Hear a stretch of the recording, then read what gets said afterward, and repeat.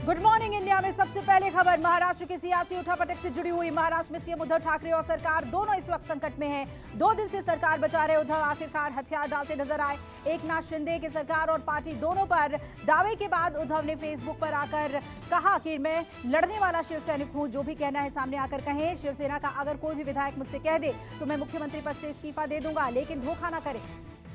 CM Uddhav Thackeray का बयान सामने आने के बाद भी एकनाथ शिंदे का रुख आक्रामक ही रहा। उद्धव के बयान के कुछ देर बाद ही एकनाथ शिंदे ने ट्वीट कर कहा, अपनी बातों को 4 पॉइंट में रखा। पहला, पिछले 2.5 साल में एमवीए सरकार ने केवल घटक दलों को फायदा पहुंचाया और शिव सैनिकों को भारी नुकसान हुआ। दूसरा, घटक दल मजबूत हो रहे हैं, शिवसेना का व्यवस्थित रूप से गबन किया जा रहा है। महाराष्ट्र में जारी सियासी उठापटक के बीच शिंदे खेमा तब और मजबूत हो गया जब देर शाम करीब 8:30 बजे 4 और विधायक गुवाहाटी पहुंच गए और इनमें से 2 शिवसेना और 2 निर्दलीय शामिल हैं। ये विधायक हैं गुलाब राव पाटिल, योगेश कदम, मंजुला गावित और चंद्रकांत पाटिल। लेकिन उद्धव को लगा कि ये झटका उस वक्त और बड़ा हो गया जब 2 और विधायकों के बागी होने की खबर सामने आई। महाराष्ट्र में चल रहे सियासी ड्रामे में अब दिल्ली के बीजेपी नेता तेजिंदर पाल सिंह बग्गा की भी एंट्री हो गई है। दरअसल बीजेपी युवा मोर्चा के राष्ट्रीय सचिव तेजिंदर बग्गा ने महाराष्ट्र के सीएम उद्धव ठाकरे पर कोरोना प्रोटोकॉल तोड़ने का आरोप लगाया है। बग्गा ने मुंबई के मालाबार हिल पुलिस स्टेशन में सीएम ठाकरे के खिलाफ कोरोना नियमों के उल्लंघन की ऑनलाइन शिकायत दर्ज कराई है। एनसीपी ने विधायक दल की आज बैठक बुलाई। इससे पहले बुधवार को शरद पवार ने सीएम उद्धव ठाकरे के आवास पर उनसे मुलाकात की थी। सूत्रों के हवाले से खबर है कि शरद पवार ने उद्धव ठाकरे को सलाह दी थी कि एकनाथ शिंदे को महाराष्ट्र का मुख्यमंत्री बना दिया जाए। उन्होंने ये सलाह शिवसेना के विद्रोह कम करने के लिए दी थी। सोनिया गांधी ने 23 जून को ईडी के सामने पेश नहीं होने के लिए आवेदन किया है। सोनिया गांधी की अर्जी को ईडी ने स्वीकार कर लिया। प्रवर्तन निदेशालय नेशनल हेराल्ड मामले में कांग्रेस के अंतरिम अध्यक्ष सोनिया गांधी से पूछताछ करेगी। इस मामले में 23 जून को सोनिया गांधी को ईडी के दफ्तर पहुंचना था, लेकिन सोनिया गांधी के समन को टालने का लिखित अनुरोध ईडी ने स्वीकार कर लिया है।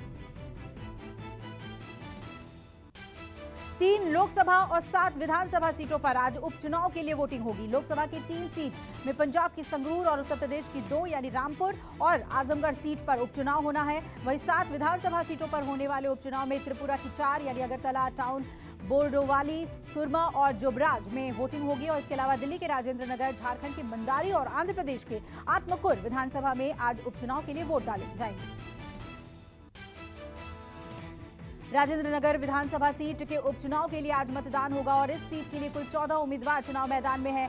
आगामी मतों की गणना 26 जून को होगी और राजेंद्र नगर विधानसभा में कुल 1.64 लाख से अधिक मतदाता हैं, जो कि 190 बूथ पर वोट डालकर अपने विधायक का चुनाव करेंगे। बीते 2 विधानसभा चुनावों में इस सीट पर आम आदमी पार्टी का कब्जा है।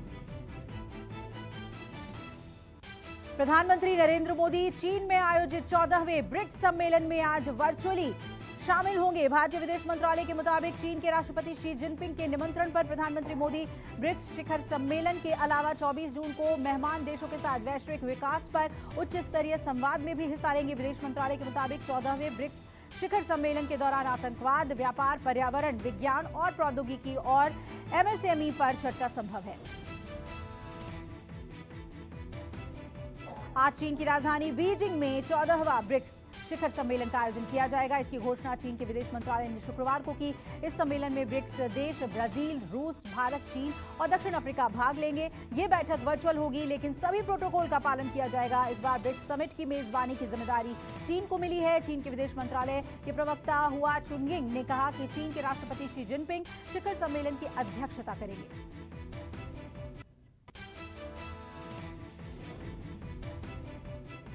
कांग्रेस अग्निपथ योजना के खिलाफ 27 जून को हर विधानसभा क्षेत्र में सत्याग्रह करेगी। इस बात की जानकारी पार्टी के संगठन महासचिव केसी वेणुगोपाल ने दी। केसी वेणुगोपाल ने कहा कि सोनिया गांधी और राहुल गांधी ने साफ तौर पर कहा है कि युवाओं के सबसे बड़े मुद्दे पर ध्यान केंद्रित किया जाएगा।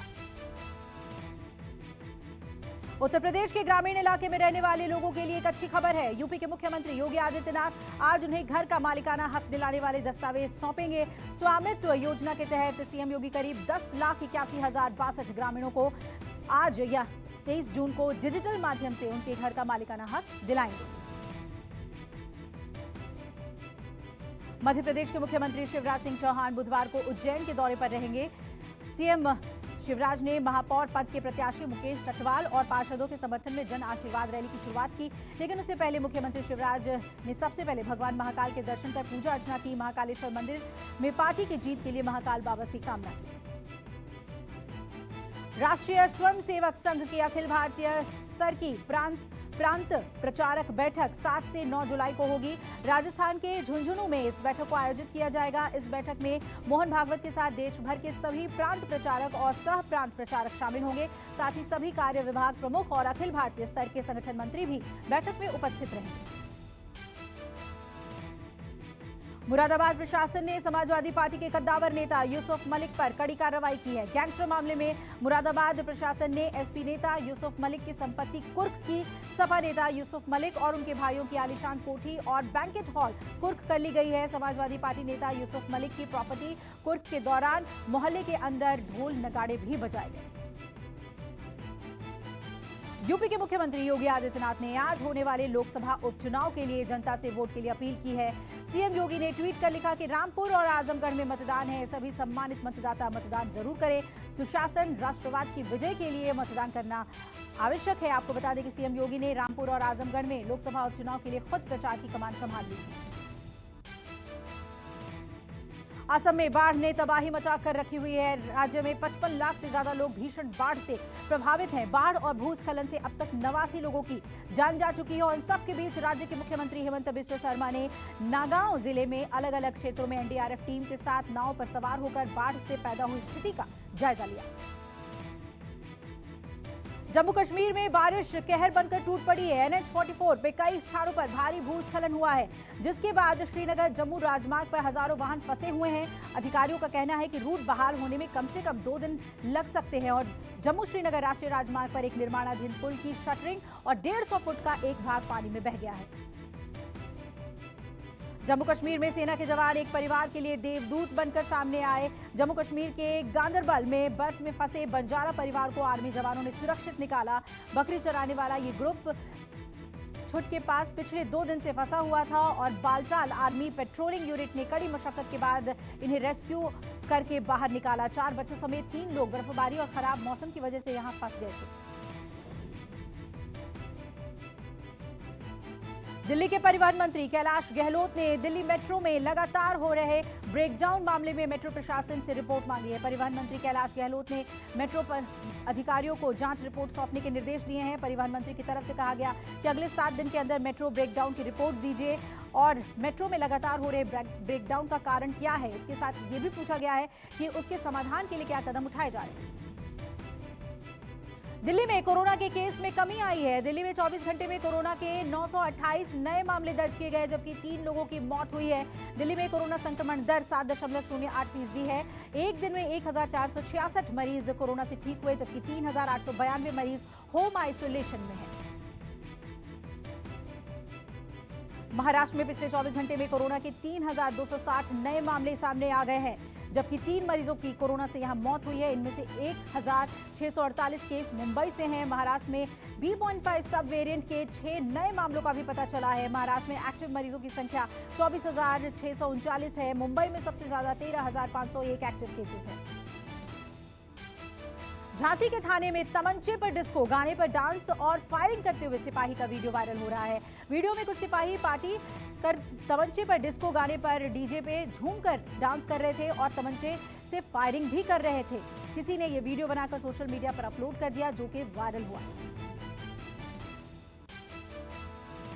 यूपी के हमीरपुर में भीषण और दर्दनाक सड़क हादसा हुआ है। सड़क हादसे में 8 यात्रियों की मौत हो गई।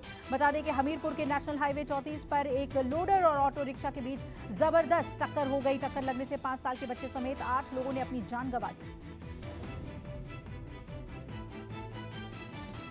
यूपी के प्रतापगढ़ में दबंगों ने बेखौफ वारदात को अंजाम दिया। छत्तीसगढ़ में तैनात एक सिपाही की पीट कर हत्या कर दी गई है। बताया जा रहा है कि होटल में खाना खाने के दौरान मामूली विवाद हुआ। कहासुनी के दौरान दबंग बौखला गए और सिपाही को पीट कर मार डाला। छत्तीसगढ़ के सिपाही की हत्या का ये मामला प्रतापगढ़ के थाना कुंडा इलाके में सामने आया है।